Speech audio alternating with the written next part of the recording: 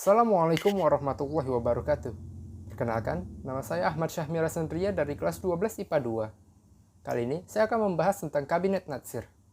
Pertama-tama kita akan pengenalan dulu. Kabinet Natsir adalah kabinet pertama yang dibentuk setelah bubarnya Republik Indonesia Serikat dan kembali menjadi NKRI. Kabinet ini berjalan selama periode 6 September 1950 sampai 27 April 1951. Ya, sesuai namanya, kabinet ini dipimpin oleh Muhammad Natsir.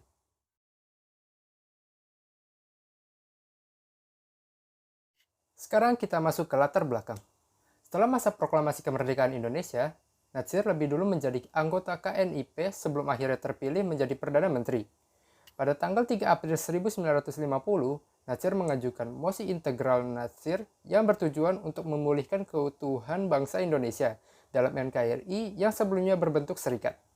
Agar tujuan tersebut dapat tercapai, Soekarno pun akhirnya mengangkat Muhammad Natsir sebagai Perdana Menteri pada 17 Agustus 1950. Diangkatnya Natsir sebagai Perdana Menteri juga menjadi awal terbentuknya Kabinet Natsir pada 6 September 1950.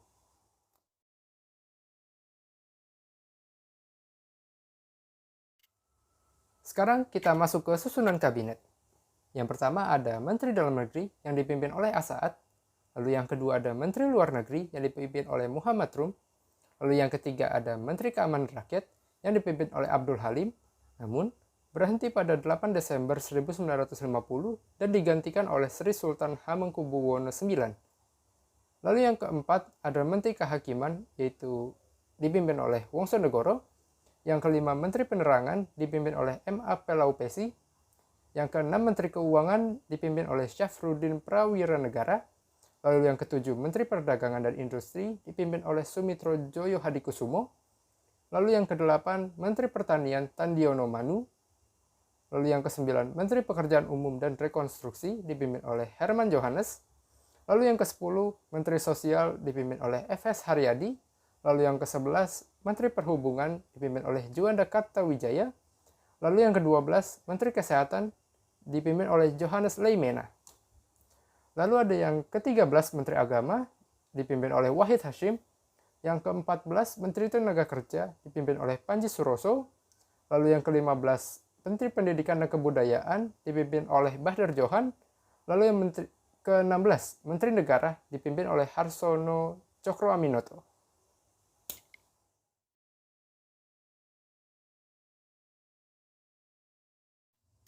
Sekarang, kita masuk ke program kerja.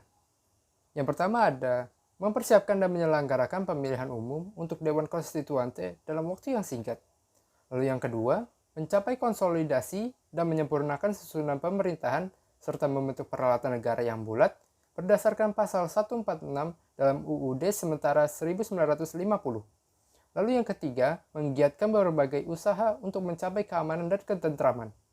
Lalu yang keempat, mengembangkan dan memperkokoh kekuatan perekonomian rakyat sebagai dasar bagi pelaksanaan kegiatan perekonomian nasional yang sehat, serta melaksanakan keragaman dan kesamarataan hak antara buruh dan majikan.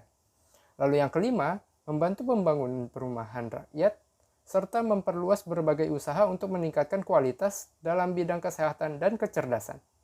Lalu yang keenam, menyempurnakan organisasi angkatan perang dan pemulihan mantan anggota-anggota tentara dan gerilya ke dalam masyarakat.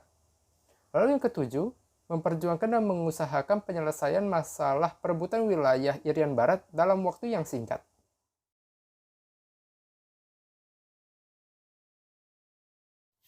Nah, sekarang kita sudah masuk ke bagian akhirnya nih, ke masa pergantian. Mari kita mulai saja.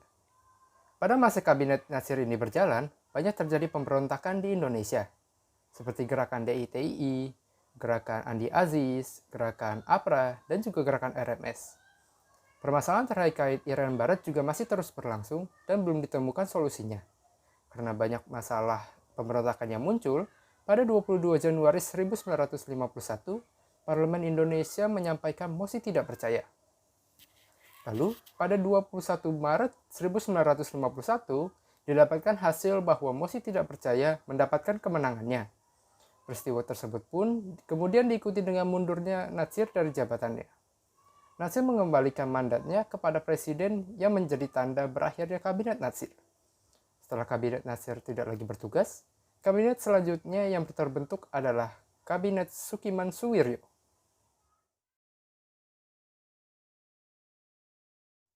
Oke, itu dia sedikit penjelasan tentang kabinet Nasir dari saya. Semoga bermanfaat dan semoga nilainya bagus. Assalamualaikum warahmatullahi wabarakatuh.